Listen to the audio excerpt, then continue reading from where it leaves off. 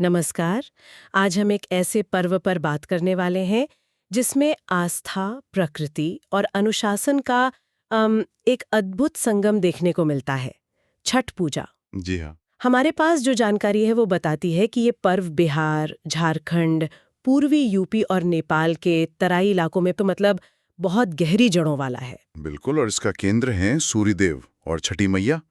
उनकी उपासना होती है इसमें। तो मतलब सूर्य देव को अर्घ्य देना, हम्म, उनके प्रति आभार जताना और परिवार खासकर बच्चों की लंबी उम्र और सुख समृद्धि की कामना करना, यही मुख्य भाव है। हाँ, बिल्कुल यही।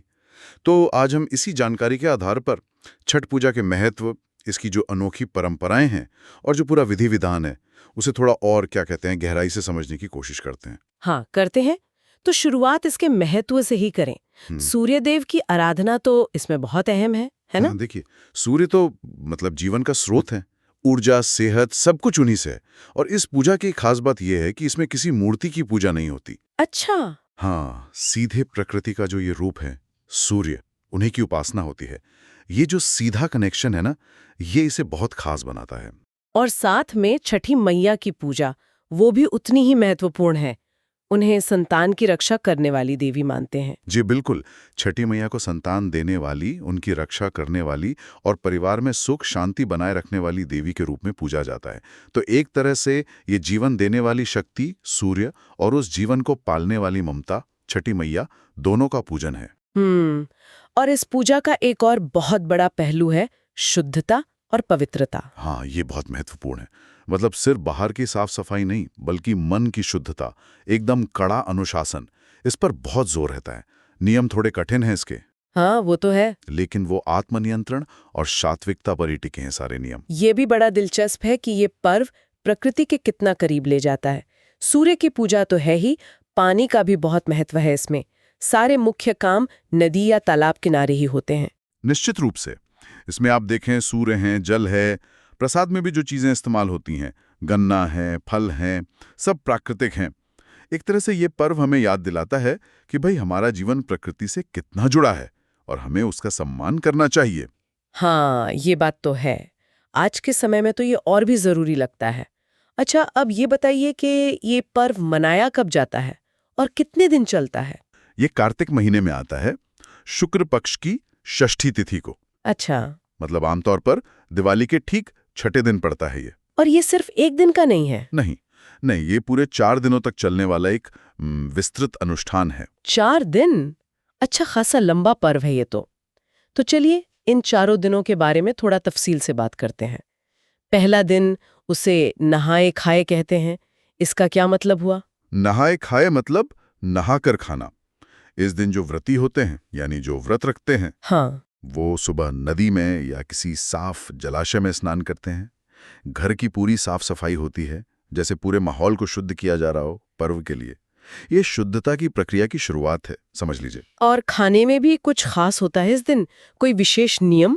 हाँ, खाना बहुत सात्विक होता है, बिना लहसुन प्याज के। मुख्य रूप से कद्दू, मतलब लौकी की सब्जी और चावल बनता है। अच्छा, कद्दू भात। हाँ, कद्दू भात और साथ में चने की दाल। पूरी शुद्धता से बनाया जाता है ये भोजन। ये एक तरह से शरीर को आगे के कठिन व्रत के लिए तैयार करना भी है। समझ गए। तो ये पहला दिन हुआ तैयारी का। फिर आता है दूसरा दिन, खरना। हम्म। इसमें क्या होता है? खरना का दिन भी उपवास का ही होता है, लेकिन इसमें व्रती दिन में पानी पी सकते हैं। असली जो कठिन चरण है वो शाम से शुरू होता है। अच्छा। कैसे?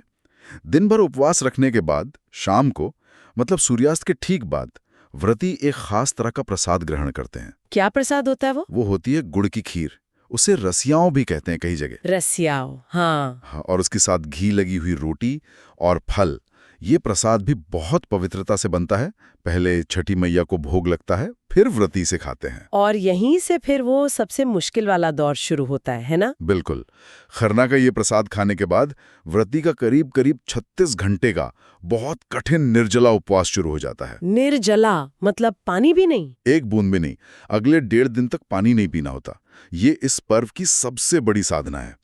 तन और मन दोनों की कठिन परीक्षा है ये समर्पण और इच्छा शक्ति दिखाता है। 36 घंटे बिना पानी के? बाप रे! ये तो सुनने में ही इतना कठिन लग रहा है। वाकई ये बहुत गहरी आस्था और संकल्प की बात है। अच्छा, इसके बाद आता है तीसरा दिन, जिसे संध्या अर्घ्य कहते हैं। इस दिन शाम का क्या महत्व है? तीसरा दिन छठ पूजा का मुख्य दिन है, आप कह सकते हैं।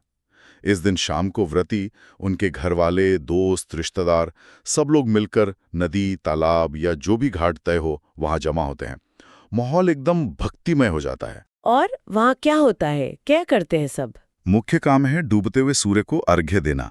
व्रती पानी में खड़े हो जाते हैं, कमर तक पानी में, अच्छा। और बांस की टोकरी या सूप में फल, प्रसाद, खासकर वो ठेकुआ, नारियल, गन्ना, ये सब सजा कर रखते हैं।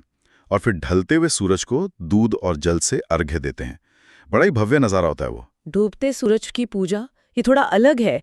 आमतौर पर तो उगते सूरज की पूजा होती है। इसका कोई खास मतलब है, कोई दार्शनिक पहलू? हाँ, ये छठ पूजा की एक बहुत ही अनोखी और गहरी बात है। डूबते सूर्य को अर्घ्य देना मतलब कई बातें बताता है। एक तो ये कि जिस सूर्य ने पूरे दिन हमें ऊर्जा दी, उसके प्रति आभार जताना, उसके जाने पर भी उसका सम्मान करना। दूसरा, ये जीवन के चक्र को दिखाता है। जैसे उदय है वैसे अस्त भी है। ये सिखाता है कि जीवन के हर पड़ाव का, हर अवस्था का सम्मान करो। ये एक तरह से शांति, ठहराव और सोचने का भी पल है। ये तो बहुत ही सुंदर और गहरा विचार है। और इस वक्त घाट पर माहौल कैसा रहता है? माहौल बहुत ही भक्ति वाला और सामुदायिक होता है। महिलाएं जो हैं वो पारंपरिक छठ गीत गाती रहती हैं। उनकी धुनें बिल्कुल मन मोह लेती हैं। लोग एक दूसरे की मदद करते हैं, प्रसाद वगैरह बांटते हैं। ये सिर्फ पूजा नहीं रहती, एक तरह का सामाजिक मिलन भी बन जाता है।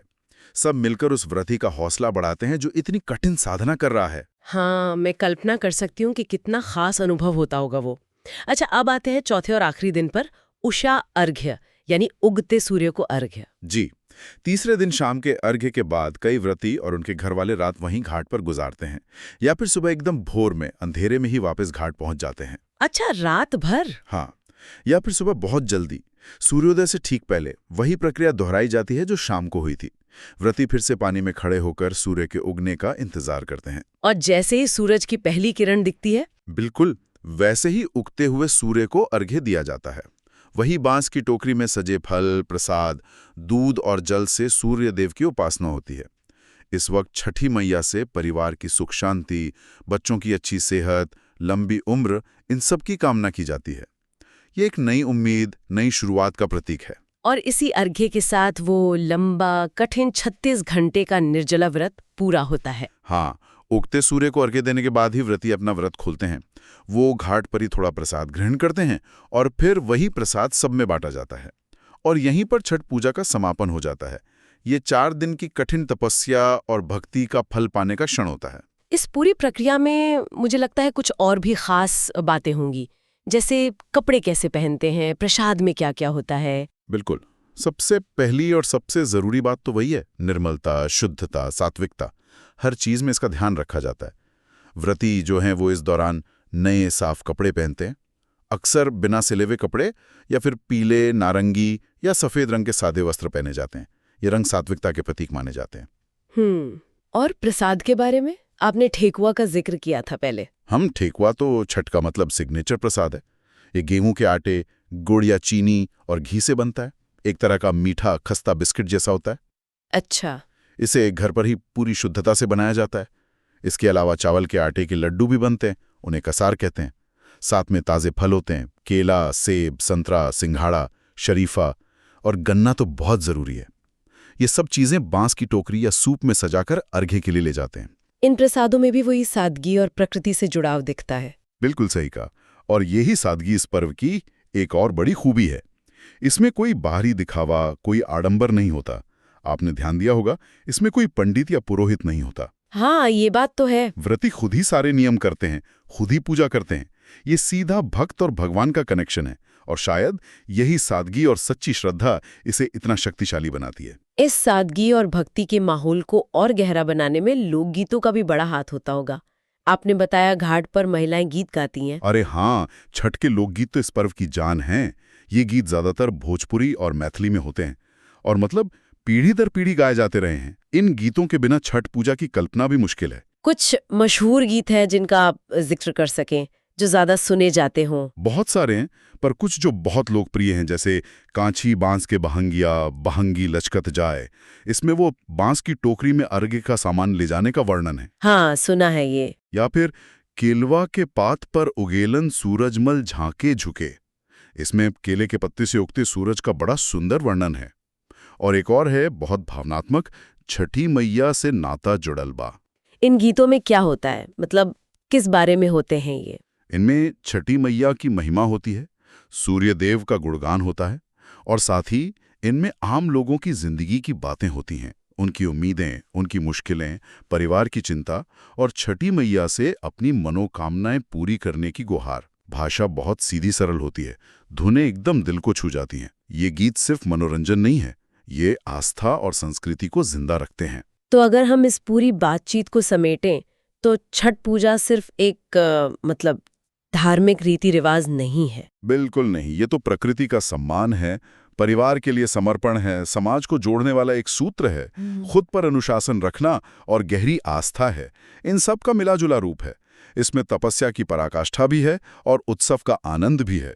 ये सूर्य देव और छठी मैया की पूजा के जरिए जीवन में सेहत, सुख, शांति और समृद्धि की कामना का पर्व है।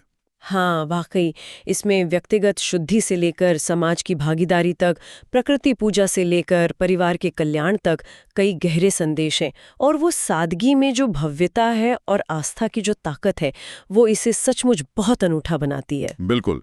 और अंत में इस सारी जानकारी के आधार पर एक सवाल मेरे मन में भी आ रहा है, और शायद हमारे श्रोता भी इस पर सोचें। हाँ, जरूर। कि जिस तरह इस पर्व में सूर्य और जल जैसे कुदरती तत्वों की सीधी पूजा होती है, बिना किसी बिचौलिए के, क्या ये आज के समय में जब हम पर्यावरण को लेकर इतने परेशान हैं, हमें प्रकृति के साथ अपने रिश्ते पर दोबारा सोचने को मजबूर कर सकता है? या फिर वो 36 घंटे का निर्जला उपवास जैसी कठिन साधना आज की इस भागदौड़ वाली जिंदगी में हमारी अपनी आस्था, इच्छा शक्ति और समर्पण के बारे में हमें क्या सिखा सकती है? ये कुछ बातें हैं सोचने के लिए।